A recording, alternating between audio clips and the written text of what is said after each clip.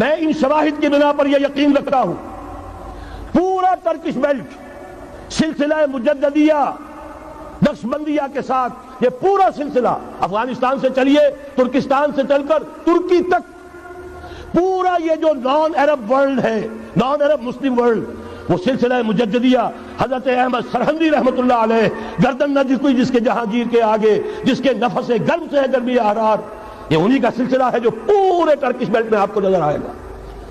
پھر شاہ ولی اللہ جیسا مفکر. بہرحال یہ تمام شواہد ہیں اور میرے لیے تو سب سے بڑے شواہد جو ہے اب وہ احادیث دیکھیے جو حضور نے بیان فرمائی. جب یہ مارکا گرم ہوگا ایک حدیث ہے حضور فرماتے ہیں ابن ماجہ کی روایت ہے حضرت عبداللہ ابن حارث رضی اللہ تعالی عنہ سے یخرج ناس من المشرق یوتئون للمہدی یعنی سلطان ہی. جب اس عالم عرب میں دیکھیے ایک بات میں عرض کر چکا ہوں بڑی تلخ بات ہے عالم عرب ہمارا بہتر حصہ ہے افضل حصہ ہے ان کو اللہ نے فضیلت ہم سے بہت زیادہ دی ہے. سب سے بڑی فضیلت کہ محمد خود صلی اللہ علیہ وسلم عرب تھے یہ رتبہ بلند ملا جس کو مل گیا. پھر مستقل فضیلت اللہ کا کلام ان کی زبان میں موجود ہے مادری زبان.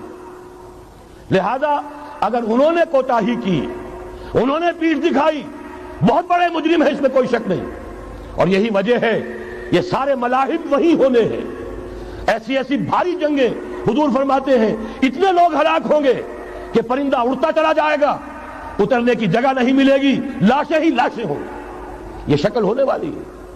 اور میں تو چونکہ ایک مضمون اور کتابچے کی شکل میں بھی شائع ہو چکا ہے اس میں کہ حضور کی اس حدیث کے حوالے سے میری امت پر بھی وہ سب کچھ وارد ہوگا جو سابقہ امت پر ہوا اسی کے حوالے سے عرض کر چکا ہوں.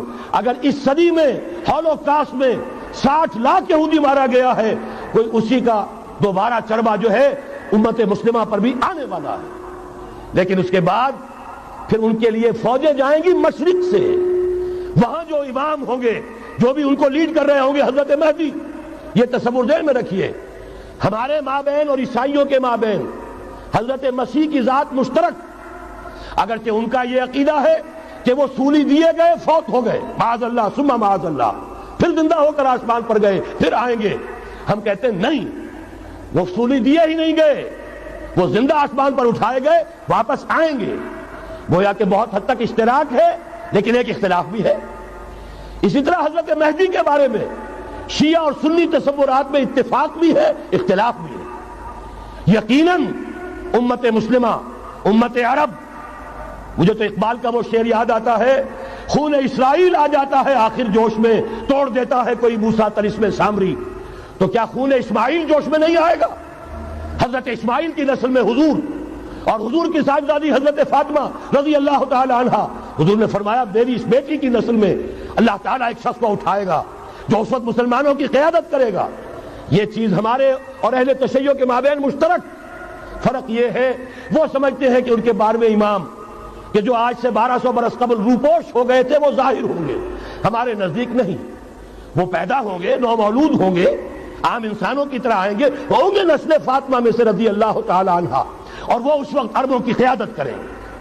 خون اسماعیل آ جائے گا آخر جوش میں اور کوئی حضرت مہدی وہ آئیں گے اور اٹھیں گے اور قیادت کریں گے دجال سے مقابلہ کریں گے اور اس ملاحم کے اندر قیادت فرمائیں گے. لیکن ان کی مدد کے لیے مشرق سے فوجیں آئیں گی. گویا کہ پہلے مشرقی کسی ملک میں یہ نظام قائم ہو چکا ہوگا کوئی ایسی طاقت وجود میں آ چکی ہوگی کہ جب وہاں بھٹی دہکے گی تو وہاں کے مسلمانوں کی امداد مشرقی ممالک سے جائے گی. اور ایک دوسری حدیث میں یہ تو ترمذی کی روایت ہے کتب حدیث میں تیسرے نمبر پر کتاب یہی ہے صحیح بخاری صحیح مسلم پھر یہ جامع ترمذی. اس میں حضرت ابو ہریرہ سے روایت ہے یخرج من خراسان رایات سود. خراسان میں بتا چکا ہوں حضور کے زمانے کا خراسان افغانستان کچھ حصہ پاکستان کا کچھ روسی ترکستان کی آزاد ریاستیں جو ابھی ہوئی ہیں تھوڑا سا حصہ ایران کا یہ خراسان بزرگ یہ اولڈ گریٹر خراسان. یہاں سے فوجیں چلیں گی سیاہ علم برآمد ہوں گے اور کوئی طاقت انہیں روک نہ سکے گی ان کا منہ پھیر نہ سکے گی یہاں تک کہ وہ ایلیا حضور کے زمانے میں یروشلم کا نام تھا یہاں تک کہ ایلیا میں جا کر نصب ہو جائے. گویا کہ یہ جو ہمارے ہاتھ سے نکلا ہے قبضے سے پہلے بھی عربوں کے ہاتھوں سے نکلا تھا بیت المقدس یروشلم، عرب واپس نہیں لے سکے تھے۔ کرد خون صلاح الدین ایوبی اس نے واپس لیا، عربوں میں دم نہیں رہا تھا، عیاشیوں کی وجہ سے کھوکھلے ہو چکے تھے۔ میں تجھ کو بتاتا ہوں تقدیر امم کیا ہے، شمشیر و سنا اول، طاؤس و رباب آخر۔ یہی وجہ ہے کہ تقریباً 20 صدی کے بعد ان کی حکومت ختم۔ آشمارا حق بود در خون بھارت بر زمین بر زوال ملک مستعصم امیر المومنین۔ یہ ہوا کہ نہیں ہوا؟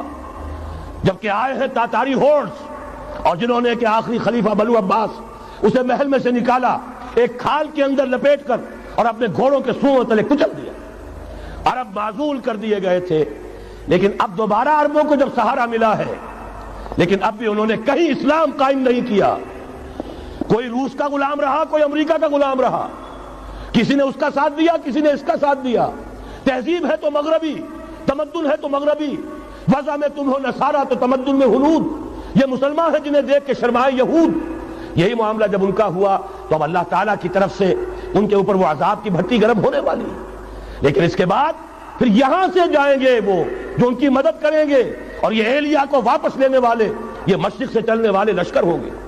یہ 2 حدیثیں ابھی سن لیجئے، اور تیسری حدیث یہ ہے، حضور نے فرمایا، یہ سنن نسائی کی روایت ہے، قال رسول اللہ صلی اللہ علیہ وسلم عصابتان من امتی احرزهم اللہ من النار، میری امت کے 2 لشکر ایسے ہوں گے جنہیں اللہ نے آگ سے نجات دے دی ہے، پہلے ہی سے ڈکلیئرڈ ہے۔ عصابت تغزو الہند، ایک لشکر کے جو ہند پر حملہ آور ہوگا، وعصابت تکون مع عیسیٰ ابن مریم علیہ السلام، اور دوسرا لشکر وہ ہے جو حضرت عیسیٰ کے ساتھ جا کر اور ان کے ساتھ مل کر یہودیوں کے خلاف جنگ کرے گا۔ میں اس حدیث کا جو مطلب سمجھتا ہوں واللہ عالم، یہ اسی علاقے میں جب انقلاب آ جائے گا، یہ علاقہ خراسان اور پاکستان، جب یہاں نظام خلافت قائم ہوگا، یہاں سے اسلام کی توسیع ہوگی، اور یہاں سے جانب مشرق ہند اور جانب مغرب یہ جو یہودیوں کا سیلاب آ رہا ہے، ان دونوں کا مقابلہ کرنے کے لیے انشاءاللہ العزیز، ورنہ یہ عصابتان جو ہے ایک حدیث میں جمع کرنے کی کوئی اور حکمت ہو نہیں سکتی، ورنہ تو ہندوستان پہ کئی لشکر آئے ہیں، لیکن یہ کہ در حقیقت اسی وقت جبکہ عالم عرب میں وہ بھٹی دہکے گی، اسی وقت یہاں انقلاب آ چکا ہوگا۔ ایک طرف یہاں سے مدد کے لیے لشکر جائیں گے کہ جو مسلمان عرب جو ہیں ان کی مدد کریں گے، حضرت مہدی کے جھنڈے تلے لڑیں گے، حضرت مہدی کی حکومت کو مستحکم کریں گے، یؤتون للمہدی، دوسری طرف وہ ہندوستان کی طرف پیش قدمی کریں گے، اور یہیں سے جیسے اس وقت سیلاب نکلا تھا جزیرہ نما عرب سے، ایک داہنی طرف ایک بائیں طرف، ایران، افغانستان، ترکستان، ادھر مصر، لیبیا، الجزائر، مراکش، موریتانیہ، اسی طریقے سے انشاءاللہ اسی علاقے سے اس کا آغاز ہوگا اور بات آگے بڑھے گی۔ تو غرب اصل حاصل کیا ہے؟ یہ ہونا ہے، پچھلے آثار ثابت کر رہے ہیں کہ ہونا ہے، حضور کی احادیث بتا رہی ہے کہ یہی سے ہونا ہے۔ ہوا صرف یہ ہے ہم بھٹک گئے، ہمیں اپنی منزل یاد نہ رہی۔ میں تو بہرحال ان لوگوں میں سے ہوں جنہوں نے نعرے لگائے تھے پاکستان کا مطلب کیا، لا الہ الا اللہ۔ میں سن 46 میں یہاں حبیبیہ ہال میں قائد اعظم نے مسلم اسٹوڈنٹ فیڈریشن کے جس اجلاس کو خطاب کیا تھا، ضلع حصار سے جو 2 ڈیلیگیٹ آئے تھے ان میں سے ایک میں تھا۔ میں نے بہرحال اس تحریک میں بھی حصہ لیا ہے، ایک ننھے کارکن کی حیثیت سے لیا ہے، پھر حالات کو بدلتے اپنے آنکھوں سے دیکھا ہے، ہم کہاں سے کہاں جا پہنچے ہیں۔ ضرورت صرف اس بات کی ہے کہ آج ہمارا حال یہ ہے، ہماری قیادت، ہماری سیاست ان لوگوں کے ہاتھ میں ہے کہ وہ فریب خوردہ شاہی کے پلاح و کرگسوں میں اسے کیا خبر کہ کیا ہے، تب وہ تاب جاویدانہ، ان کی تہذیب مغربی، ان کی ذہنیت مغربی، ان کی وضاقتہ مغربی، ان کا تمدن مغربی، ان کی سوچ مغربی، ان کے سارے اطوار مغربی۔ لہذا در حقیقت ایک تو یہ کہ ان سے چھٹکارا پانا، اور دوسرے یہ کہ در حقیقت مغرب کی تمام طاقتوں کو للکارنے کے لیے اس قوم کے اندر سے جذبہ ایمان، جذبہ جہاد کو برآمد کرنا، یہ 2 کام ہیں جو کرنے ہیں۔ اور اگر ہم یہ کر لیں گے، جیسا کہ میں نے آیت آپ کو سنائی تھی، اللہ کا کوئی وعدہ غیر مشروط نہیں، ایمان اور عمل صالح، ایمان اور جہاد، یہ وعدے پورے کرو گے تو اللہ کا وعدہ بھی پورا ہوگا۔ لیکن ظاہر بات ہے جیسے یہودیوں نے یورپ کو فتح کیا اور آج وہ مغرب یہودیوں ہی کے زیر